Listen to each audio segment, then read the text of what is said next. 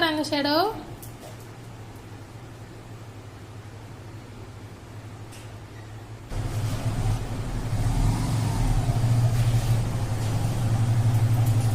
அப்பா வந்துட்டாங்கன்னு தெரியுதா உனக்கு? எப்பா எப்படி பார்த்தா தெரியுமா?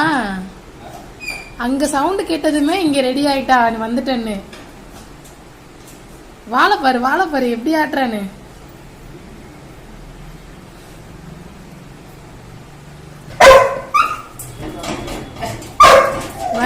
வருவாங்கடி பாடி.